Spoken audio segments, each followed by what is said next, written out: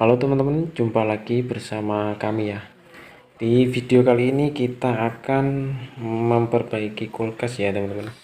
Dengan kerusakan itu dia tercongkel pisau ya teman-teman. Nah ini untuk kebocorannya. Nah kita coba hidupkan ya teman-teman. Kita pastikan kebocorannya dulu. Nah ini untuk kebocorannya ini ada di bagian sini teman-teman. Tidak terlalu besar ya untuk kebocorannya. Nah ini untuk bocornya cuma itu aja ya teman-teman. Jika teman-teman itu melakukan pengecekan, cek semua di bagian evaporatornya ya, takutnya ada yang bocor lagi. Oke teman-teman, selanjutnya kita mengamplas evaporatornya ya, yang bocor tadi, karena kita akan mengelasnya ya teman-teman. Nah untuk menambal evaporator ini sebenarnya banyak cara ya teman-teman. Bisa menggunakan alu platinum ataupun dengan cara dilas, bisa juga dengan kalau kita menamakan lem hijau teman-teman. Nah itu juga bisa, tapi kali ini saya menggunakan alu platinum ya.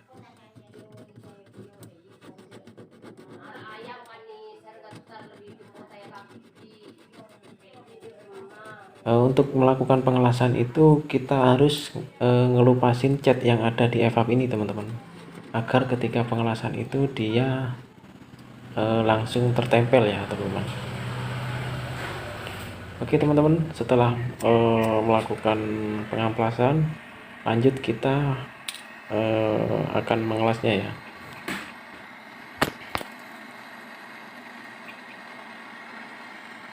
Oh ya teman-teman, untuk tingkat kepanasannya itu kita tidak boleh terlalu panas ya teman-teman, karena evaporator ini kan aluminium ya.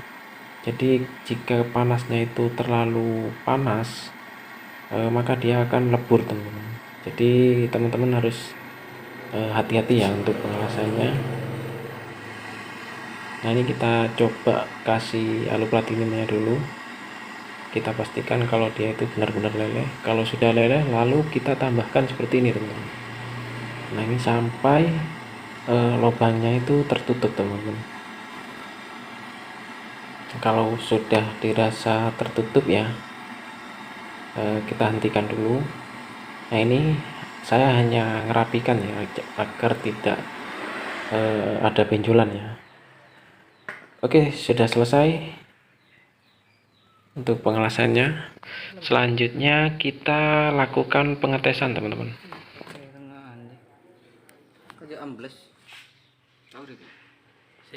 Nah untuk pengetesannya, kulkas dihidupkan ya teman-teman, lalu kita kasih air sabun ya untuk kebocorannya ini. Oke, kita kasih air. Dan ini sudah tidak bocor ya teman-teman, artinya untuk pengelasannya itu sudah sempurna. Kita coba lagi. Oh, dia sudah tidak bocor teman-teman.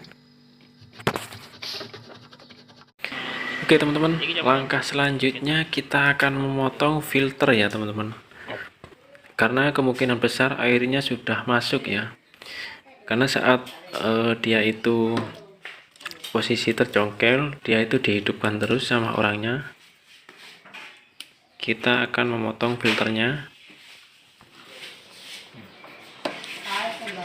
Untuk penggantian filter ini nggak harus ketika kena congkel ya teman-teman. Kerusakan apabila kita melakukan pengelasan, usahakan untuk filter ini kita ganti juga ya teman-teman, agar untuk proses penyaringannya itu sudah sempurna teman-teman.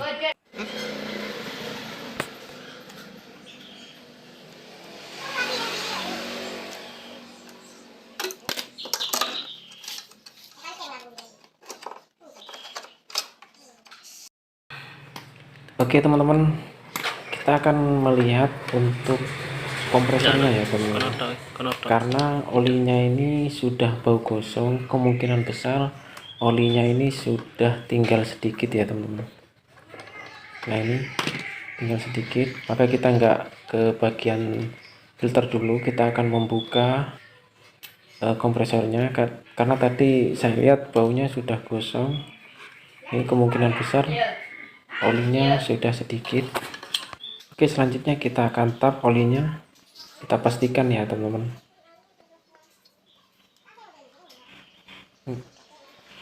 Dan ini olinya, untuk olinya itu udah hitam ya teman-teman, seperti ini, dan baunya juga gosong. Maka kita akan lakukan penggantian ya untuk olinya. Karena misalkan kita ini nggak mengganti oli, maka akan terjadi kerusakan lainnya teman-teman. Contoh seperti kompresornya itu overheat ya, ataupun kadang bisa juga kompresor ini jadi macet ya teman-teman karena kekurangan oli.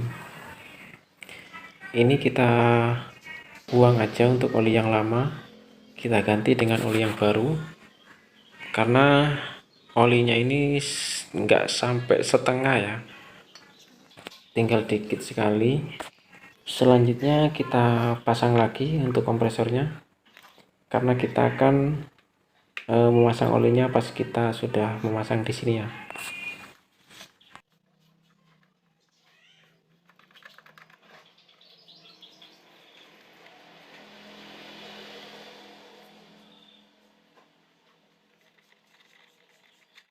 Oke teman-teman, selanjutnya kita lakukan pengisian olinya ya.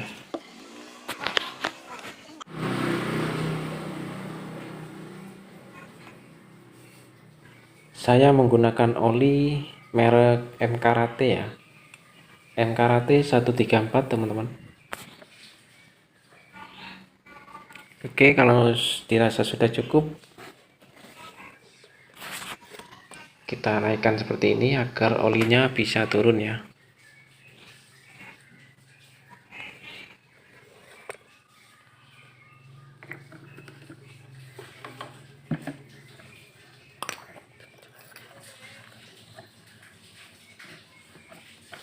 Selanjutnya kita akan menyambung pipa kondensor ya teman-teman. Pipa kondensor ini yaitu pipa yang tekanannya tinggi ya teman-teman, dan ini terhubung biasanya itu di bagian bodi pinggir itu terasa panas ya.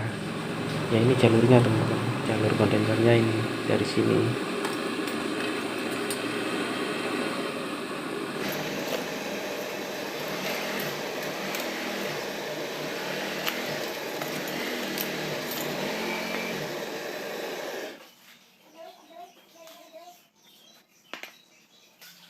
Nah, selanjutnya kita lanjut ke pemasangan filter yang baru ya teman-teman.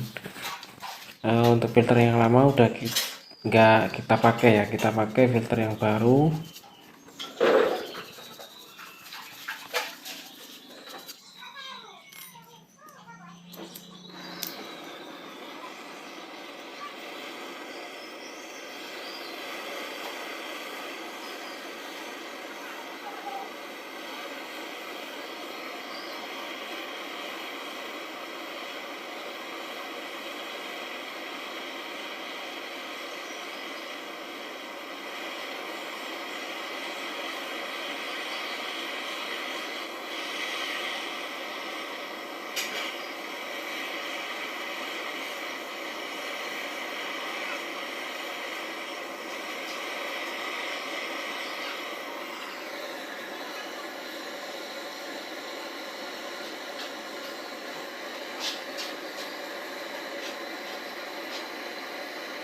Ini saya bikin untuk jalurnya itu 2 jalur ya teman-teman, karena yang satu ini bertujuan untuk memvakum ya.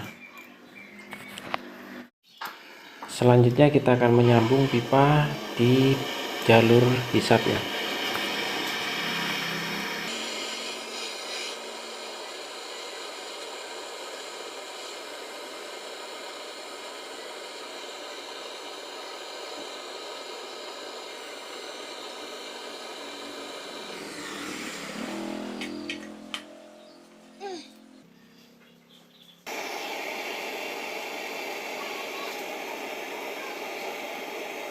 Selanjutnya kita masuk di bagian terakhir proses pengelasan, yaitu di bagian ventil pengisian ya. Nah, untuk pengisian freon itu lewat sini teman-teman, dari sini nantinya. Ini proses terakhir untuk pengelasan.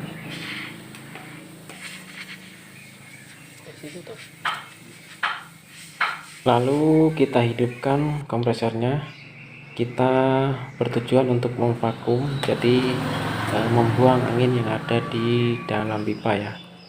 Nah, ini kalau sudah anginnya dirasa sudah nggak ada ya, kita buntu seperti ini, lalu kita las ya agar tidak ada kebocoran.